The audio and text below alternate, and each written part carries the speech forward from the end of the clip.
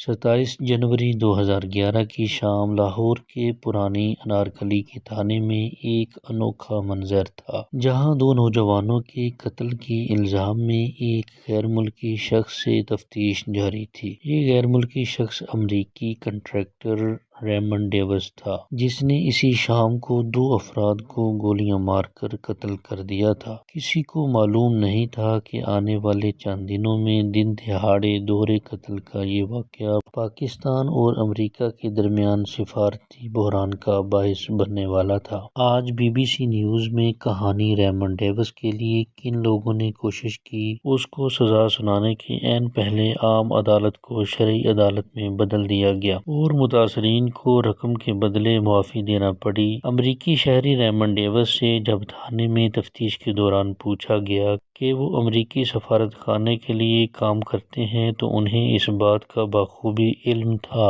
کہ یہاں اپنا اصل کام اور عہدہ سمجھانا ان کے لیے بہت مشکل ہوگا۔ کچھ گھنٹے قبل ایک گاڑی میں موجود ریمنڈ ڈیوس نے مزنگ کے علاقے میں اپنی کلاک 17 آٹومیٹک پستول سے موٹر سائیکل پر سوار دو لڑکوں محمد فہیم اور محمد فیضان پر 10 راؤنڈ فائر کیے تھے۔ اپنی آپ بیتی دی کنٹریکٹر میں ریمنڈ ڈیوس لکھتے ہیں کہ تفتیش کے دوران ان سے پوچھا گیا کہ وہ کس کے لیے کام کرتے ہیں۔ امریکی سفیر کے لیے۔ اس سوال پر ریمنڈ ڈیوس نے دل ہی دل میں سوچا کہ شاید ان کے اصل کام کا ذکر کرنا ٹھیک نہیں ہوگا، لہٰذا انہوں نے جواب دیا، میں اتنا کہوں گا، کنسلٹنٹ۔ 27 جنوری کو اپنی گرفتاری کے بعد ریمنڈ ڈیوس 49 روز تک پاکستان میں قید رہے۔ ان 49 دنوں میں یہ انٹرنیشنل خبر بن چکی تھی، جس کا صبح سے شام تک نہ صرف پاکستانی بلکہ انٹرنیشنل میڈیا پر بھی چرچا تھا۔ ریمنڈ ڈیوس کو رہائی کیسے ملی، اس کا ذکر تھوڑی دیر میں، لیکن پہلے یہ کہ ریمنڈ ڈیوس تھے کون اور انہوں نے دو نوجوانوں کا قتل کن حالات میں کیا تھا۔ اپنی کتاب میں ریمنڈ ڈیوس نے پاکستان میں اپنی گرفتاری، مختلف اداروں کی جانب سے تفتیش، مقدمے کا احوال اور بالآخر رہائی کا ذکر بڑے ہی دلچسپ انداز میں کیا ہے۔ انہوں نے بڑے ہی ڈرامائی انداز میں جیل روڈ اور فیروز پور روڈ کے سنگم پر پیش آنے والے واقعے کی منظر کشی کی ہے، جس میں اس نے دو پاکستانی شہریوں کو گولیاں مار کر قتل کر دیا تھا۔ وہ اپنی کتاب میں دعویٰ کرتے ہیں کہ جب وہ چوک میں ٹریفک میں پھنسے ہوئے تھے تو ان کی گاڑی کے آگے موٹر سائیکل سوار پر دو لڑکوں میں سے ایک نے پستول نکال کر ان پر تان لی تھی۔ ریمنڈ ڈیوس انتہائی تربیت یافتہ سیکورٹی کنٹریکٹر تھے اور اس نے اسی طرح کی صورتحال کا مقابلہ کرنے کی بارہا مشق کر رکھی تھی۔ اس نے فوراً اپنا پستول نکال کر اس کے میگزین میں موجود 17 میں سے 10 گولیاں گاڑی کی ونڈ سکرین سے فائر کر کے ان دونوں موٹر سائیکل سواروں کو قتل کر دیا تھا۔ ریمنڈ ڈیوس کا کہنا ہے کہ اسے ان دونوں کی ہلاکت کا ذرا بھی افسوس نہیں ہے۔ وہ اپنی کتاب میں لکھتے ہیں، فیصلہ میں نے نہیں بلکہ محمد فہیم نے پستول نکال کر کیا تھا۔ اگر کوئی مجھے نقصان پہنچانے کی کوشش کرے تو انہیں مار کر میرا ضمیر صاف رہے گا، کیونکہ میرا اولین مقصد اپنے خاندان کے پاس واپس جانا ہے۔ ریمنڈ ڈیوس کو اسی طرح گرفتار کر کے اس کے خلاف دفعہ 302 کے تحت مقدمہ درج کر لیا گیا تھا۔ اسی وقت لاہور میں امریکن قونصلیٹ سے ایک گاڑی اسے چھڑوانے کے لیے آئی تو اس نے سڑک کے غلط طرف سے گاڑی چلاتے ہوئے ایک موٹر سائیکل سوار کو ٹکر مار دی تھی اور یوں اس واقعے میں ہلاکتوں کی تعداد 3 ہو گئی۔ ریمنڈ ڈیوس لکھتے ہیں کہ انہیں گرفتار کر کے پہلے ایک فوجی چھاؤنی اور بعد میں کوٹ لکھپت جیل منتقل کر دیا گیا۔ جب امریکی سفارت خانے کو پتہ چلا تو انہوں نے ڈیوس کو رہائی دلوانے کے لیے سر توڑ کوششیں شروع کر دیں۔ ریمنڈ ڈیوس کو ابتدائی طور پر لاہور کی ایک مقامی عدالت میں پیش کیے جانے کے بعد لاہور پریس ٹریننگ کالج منتقل کر دیا گیا۔ وہ اپنی کتاب میں لکھتے ہیں کہ انہیں لاہور میں قید کے دوران امریکی قونصل جنرل کارمیلا کانروے نے کہا تھا کہ اگر آپ چاہیں تو انہیں کچھ بھی بتانے کی ضرورت نہیں ہے، اگر وہ دباؤ ڈالیں تو کہنا آپ امریکی سفارت خانے کے لیے سفارتکار ہیں اور آپ مطالبہ کرتے ہیں کہ آپ کو اسلام آباد میں سفارتی مشن کے حوالے کر دیا جائے۔ مگر ریمنڈ ڈیوس کے مطابق وہ پاکستان میں امریکہ کے محکمہ خارجہ کے اہلکاروں کی حفاظت پر مامور تھے۔ وہ لکھتے ہیں کہ کیا اس سے مجھے سفارتکار کا درجہ مل سکتا تھا؟ ہرگز نہیں۔ یہ وہی زمانہ تھا جب امریکی حکام کو پاکستان میں اسامہ بن لادن کی موجودگی کا علم ہو چکا تھا اور انہوں نے اسامہ کے خلاف آپریشن کا فیصلہ کر لیا تھا۔ امریکی حکام کو خدشہ تھا کہ اگر اسامہ بن لادن کے خلاف آپریشن ہوا اور اس دوران ڈیوس پاکستانی حراست میں رہے تو انہیں مار دیا جائے گا۔ یہی وجہ ہے کہ خود اس وقت کے صدر باراک اوباما نے 15 فروری کو ریمنڈ ڈیوس کا ذکر کرتے ہوئے کہا تھا کہ وہ ہمارا سفارتکار ہے اور انہیں ویانا کنونشن کے تحت استثناء حاصل ہے۔ مصنف شجاع نواز کا خیال ہے کہ ریمنڈ ڈیوس کو صدر کے ذریعے سفارتکار کہلوا کر امریکہ نے بڑا خطرہ مول لیا تھا۔ وہ اپنی کتاب دی بیٹل آف پاکستان میں لکھتے ہیں کہ امریکہ نے دستاویزاتی طور پر پاکستان کے موقف کی تائید کی تھی۔ وزارت خارجہ کی کسی لسٹ میں ریمنڈ ڈیوس کا نام بطور سفارتی عملہ اندراج نہیں تھا۔ امریکی سفارت خانے نے بعد میں اسے ایک سفارتی غلطی قرار دیا تھا۔ اب سوال یہ ہے کہ ریمنڈ ڈیوس پاکستان میں کر کیا رہے تھے؟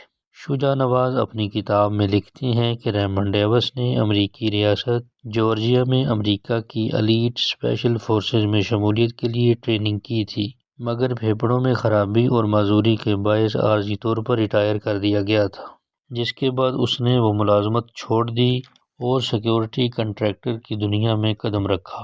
اس نے 2004 میں افغانستان میں امریکی حکومت کے بڑے کنٹریکٹر انٹرنیشنل ڈین کوٹ کے ساتھ پہلی اسائنمنٹ پر کام کیا۔ وہ صدر حامد کرزئی کے باڈی گارڈز کی ٹیم کے رکن تھے اور اس کی یومیہ تنخواہ $600 تھی۔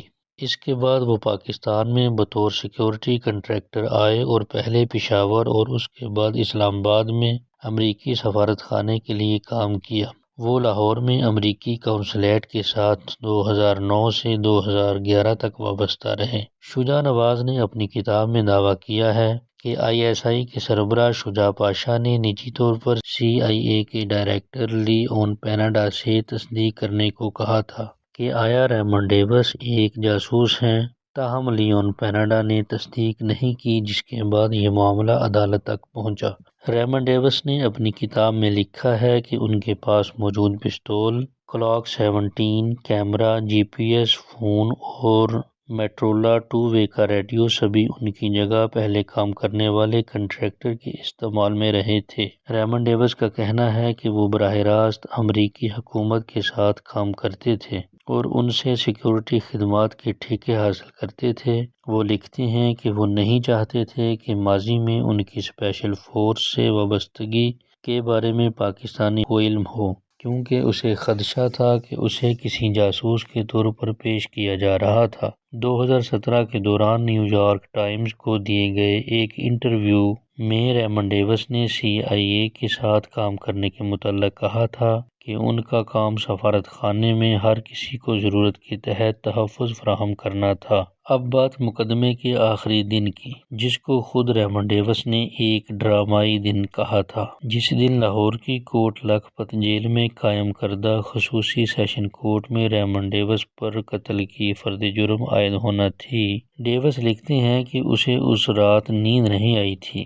عدالت میں اس دن معمول سے زیادہ بھیڑ تھی اور ڈیوس کو اسٹیل کے ایک پنجرے میں بند کر کے جج کے سامنے پیش کیا گیا تھا۔ وہ کہتے ہیں کہ انہیں نہیں معلوم تھا کہ اس پنجرے کا مقصد اس کو لوگوں سے بچانا تھا یا لوگوں کو اس سے محفوظ کرنا تھا۔ اس دوران وہاں موجود لوگوں کے رویے سے اسے لگا جیسے وہ سبھی لوگ جج کی جانب سے ان کے قصوروار ہونے کا فیصلہ سنائے جانے کے منتظر ہیں۔ ریمنڈ ڈیوس کہتے ہیں کہ ایسی صورتحال تھی جیسے اس کے بعد وہ مجھے گھسیٹ کر کسی قریبی درخت سے لٹکا کر پھانسی دے دیں گے۔ عدالتی کارروائی چونکہ اردو میں ہو رہی تھی، اس لیے ڈیوس کو کچھ خاص پتہ نہیں چلا، لیکن درمیان میں وہاں موجود لوگوں کے رد عمل سے پتہ چلا کہ کوئی بڑی بات ہو گئی ہے۔ ڈیوس کے ایک امریکی ساتھی پول وکیلوں کا حصار توڑ کر پنجرے کے قریب آئے۔ اور کہا کہ جج نے عدالت کو شرعی عدالت میں تبدیل کر دیا ہے۔ شجاع نواز لکھتے ہیں کہ امریکہ میں پاکستانی سفیر حسین حقانی نے ایک انٹرویو کے دوران انہیں بتایا تھا کہ انہوں نے دیت کے ذریعے اس معاملے کو سلجھانے کا مشورہ دیا تھا۔ ادھر ڈیوس کی کتاب میں دعویٰ کیا گیا ہے کہ عدالتی کارروائی کے دوران ان لواحقین کو عدالت کے باہر گن پوائنٹ پر رکھا گیا اور انہیں کہا گیا کہ وہ میڈیا کے سامنے زبان نہ کھولیں۔ یہ لواحقین ایک ایک کر کے خاموشی سے جج کے سامنے پیش ہوتے، اپنا شناختی کارڈ دکھاتے اور رقم کی رسید وصول کرتے اور چلے جاتے۔ یہ بات بھی خاصی دلچسپ ہے کہ یہ رقم کس نے دی۔